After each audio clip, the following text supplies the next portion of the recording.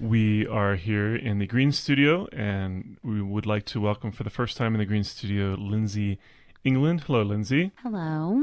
Lindsey is an art teacher at Johnson Elementary School and also spending a day a week out at Barton Global Academy here in the Poudre School District. Yes. This is really exciting. We're just meeting for the first time today. Going back a little bit now, you are originally from Fraser, Colorado, and you kind of had an interesting experience that you're carrying over into something very exciting, part of a November 14th event happening at the Blind Pig that we're going to be talking about for Blue Star Connection, involving your cigar box guitars. Yes.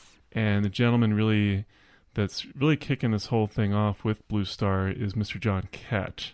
And you got to know him up in Fraser. I did. I met John Catt a number of years ago. I'd say maybe 4 years ago when I started doing this guitar project, along with Maria Chavez, she works with the Chamber of Commerce in Winter Park. So we started, she was looking for different local artists to help put artwork on these guitars. And John Catt was he was setting up a day or workshop for the Blues Society to come in and do this with the students, where they would essentially take these little guitars and put strings and pickups and see how they were working instruments. And he was doing that with our 5th grade students. And so through that connection, I made a guitar as an artist, but then I also got to help facilitate the building part of it through the school. And, as I'm sitting there looking at this small group of guitars, and thinking, how can we do something with this differently next year? I suggested, hey, why don't we have the kids do the artwork on the guitars? And that idea kind of spawned this project that we've been doing for the last 4 years now with my students. And they, the next year that we did this project, we went from 12 to 22 guitars, where the students did artwork on the guitars. We auctioned them off. We related them back to things that we were doing in our classroom with essentially studying African and Oceanic art. And we auctioned those off. And that money went into our Blues Society in Grand County, that essentially funds different musicians coming in to expose the students to those different kinds of music. And the next year, we kind of took it up a notch and we did influential musicians. So with this project, it kind of took on this nature of the kids learning more about the musical aspect of it too. We studied different genres, different artists, and we went everywhere from Bob Marley to Beethoven and everything kind of in between with the musicians that we did for this. And we got more of the community involved. I had the guitars kind of displayed in different places in the community to bolster that support of what we were trying to raise money for. All of the guitars ended up selling a couple of weeks later when we auctioned them off. And so the momentum of that project has kind of carried over as I've come down to Fort Collins, and how I could get this project plugged in. I simply wanted to continue to make the guitars with the students. And so I said to John Catt, is there any way I can do the guitar project again? And he said, if you can have them by November, then you can do this. So now what it's turned into is partnering with a different community organization, and taking on a bigger number of guitars with the students so that we can do this as more of like a community service or a service learning project. The kids are doing artwork on the guitars, and we're essentially going to be donating these to Blue Star Connection to auction off and raise money for a nonprofit that provides the gift of music to kids that are a little bit more disadvantaged than the students that I work with on a daily basis. Really an incredible organization, quite fortuitous that you, being from the area where John Catt is from, for those that are not familiar with Blue Star Connection, getting instruments into the hands of kids that have cancer and other serious illnesses, whether in a hospital setting or in a private setting, it's quite profound. So it must be a thrill to be a part of this. Now, when people think cigar box guitars, as John mentioned, not actually, we have one here in the studio, quite incredible, and they actually play. Mm-hmm. These are actually playing instruments. So maybe you could describe kind of how that comes together. It's really neat. Like I was telling you earlier, last year we had a big event where we did these, and we actually brought in different musicians that can play these. So the kids don't just make these and kind of put them out into the world. They do get a working knowledge of what these things are and kind of where they started. We talked a little bit about the history of blues music and how these instruments started with people that couldn't afford instruments that were making their own, and that kind of progressed into this idea of showing these kids what these instruments can do and how simple it is to make this. They part of the project is not just doing the artwork on it, but it's also putting the strings in the guitar and, understanding what a pickup does and where the plug-in is and how that electrifies a guitar. And so they're learning a little bit of that component of how to build an instrument. And then, it's typically something that I like to do. We've had different musicians come in the past that have done this, that will play the guitars and show the kids how they play and how they work them in. And we'll write blues songs and the kids will sing along. And it's a really fun, completely interactive, full spectrum of the arts that the kids get to experience with this project that I think is really neat. Part of this is, the excitement built around it too. They were building a guitar in art class. That's really cool.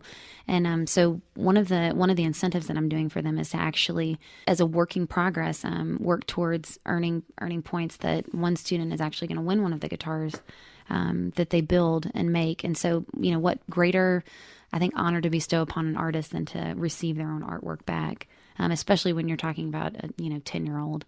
That's something that kind of instills that sense of pride and perpetuates that feeling of the arts. And that's kind of something that I want this project to do with my students. I want the students to continue to thrive in this idea and this mindset that they can be artists and perpetuate the art within their own life. And that can happen in a lot of different capacities, in music, in visual arts, in all of these different realms. And so that's what the exposure of this project kind of does. It brings all of those things back to the kids getting a chance to see all these different components of what the arts are.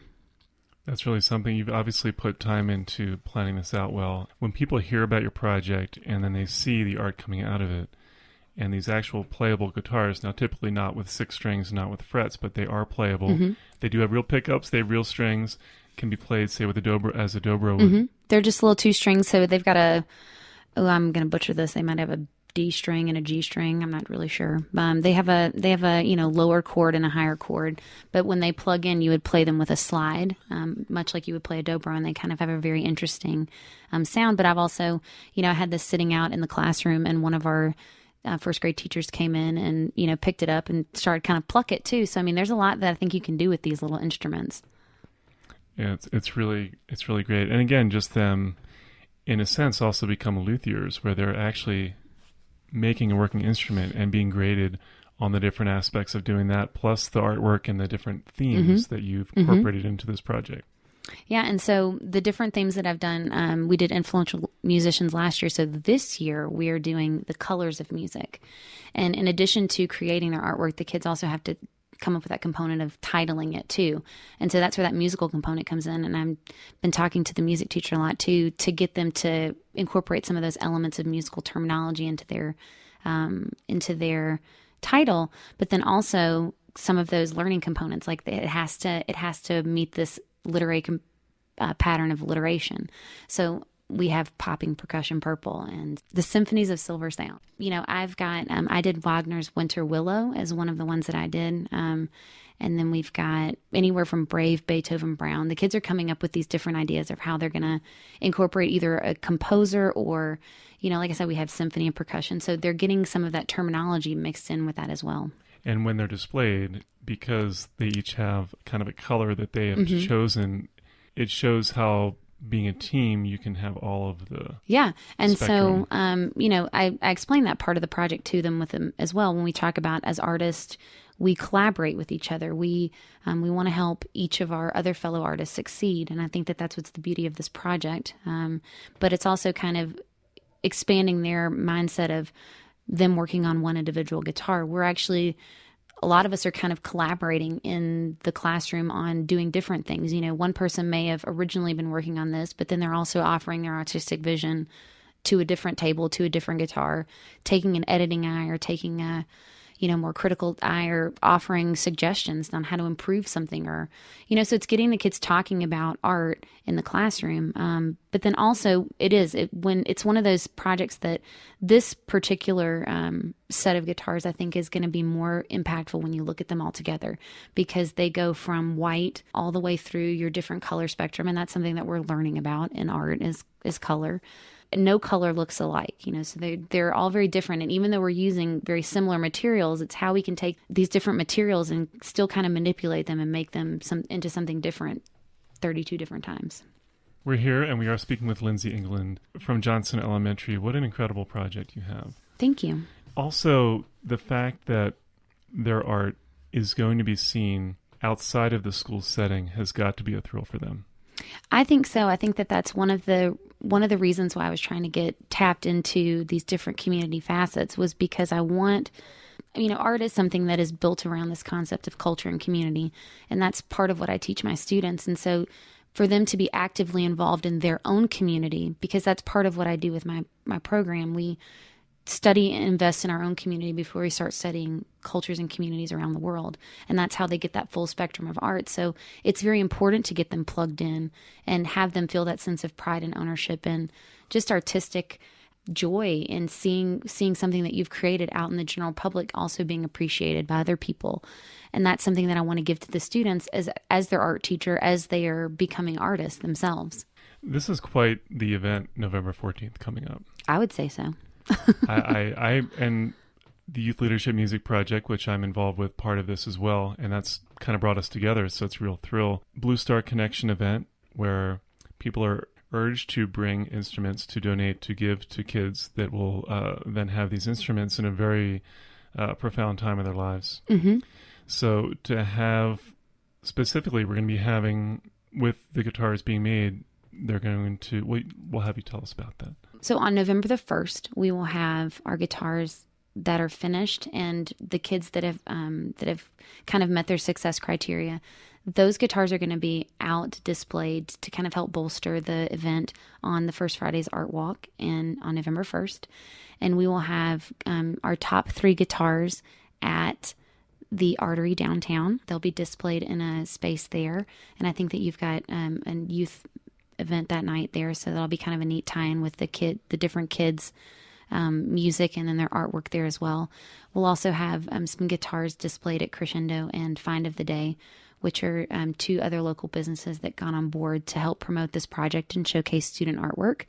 And then those will be out that weekend, and I will pick them back up the next week because the kids actually will build the guitars on November the 8th.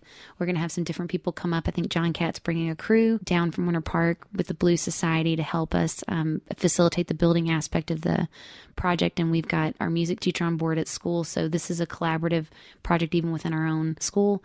And then on the 14th, actually before the 14th, I'm going to be bringing the guitars probably the Sunday before the event down to the Blind Pig, and I'm going to set them all up so they will be there the week of before. So even if people can't come the night of the 14th, which would be unfortunate, the guitars would still be up. So that way kids, parents, different community members that are going in and out of the venue will be able to still see the artwork that the kids have done, and that'll be in their finished form. The ones that'll be out in November at the beginning of the month will just be the artwork from the kids before we actually make the musical instruments.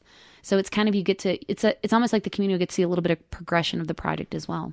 So Lindsey, I really have a lot of admiration for you working so well with the youth to bring something that's so exciting for them, that involves the arts, and that there's an immediacy where they are contributing to this local community.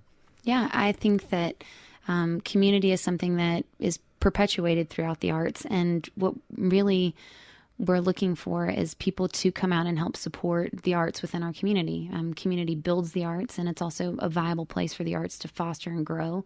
One of the things that I heard about when I moved down to Fort Collins was that they had a really defined and established artist community here, and that I was very kind of pushed in this direction by a lot of people that knew my passion for the arts, because they thought that this would be a place that it would be well received. And so with these different businesses that we got on board, these are local businesses. These are businesses that, I walked into and started talking about this project, and before I could even finish my sentence, they said, yes, this is a great, they want to support our schools and our students, and just as much as our schools and students want to support their business. That's what community does. And so these different places that the guitars will be showcased, they're kind of these different places that, we want to bring in these almost diverse populations of, ones at a secondhand store, ones at a place that sells different oils and spices. And we have an art gallery. So, they kind of run the gamut of these different kind of local entities that are getting involved.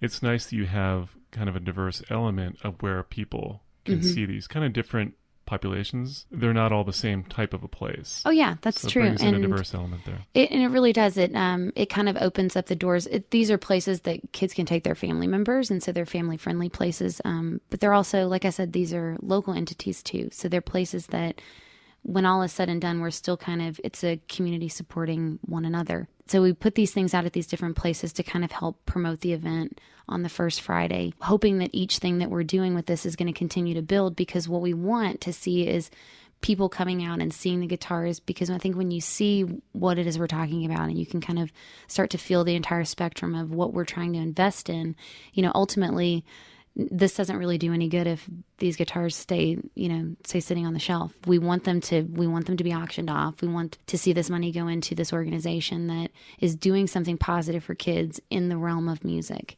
and continue to kind of help bolster these other things that are going on in the community that are helping impassion the kids to continue on in the realm of the arts, which is something that kind of gets left behind a lot of times. It's nice to be in a community that really does support that. And that's what we would like to continue to see with this project, is the community supporting the arts and continuing to foster that in our student population, our youth population, really. So all leading up, at least this time around, to this event, November 14th at the Blind Pig. Yes. And that's a really big deal. I would say so. I think there's going to be musicians there. There are incredible musicians. The Young Ancients will be there with Carrie Moran and Steve Almaday and John Magny, the new group, the Young Ancients. Robert Wilson Blues Band will be there, Chaotic Serenity. And I'm quite thrilled to have two 20-minute sets of musicians from the Youth Leadership Music Project. Very cool. Yeah, and I actually met up with some of the musicians that are going to be playing there through doing this project in the past. So it's kind of neat how those connections continue to roll on and bring me to the places where I can continue to perpetuate this project for the future. Because this is something I would like to see us continue to do down the road. And anybody listening to this that has instruments lying around that aren't being used, bluestarconnection.org is their website, always looking for that, getting these instruments into the hands of youth that could really use them in a very pivotal time of their lives. And the Blind Pig event happening, partly sponsored by Cara FC, November 14th, starting at 7 p.m. over on Linden Street at the Blind Pig. Really looking to have a really big crowd out there, a really enthusiastic crowd out there. Also looking for items for the raffle as well. So anybody listening to this that wants to get involved in any capacity, please get a hold of us here, and we'll be happy to assist with that. So Lindsey England, you're doing some great things. You've been in town a relatively short period of time, and already you're making such an impact. Thank you. So we're really thrilled to have you here. I appreciate being here. Thank you.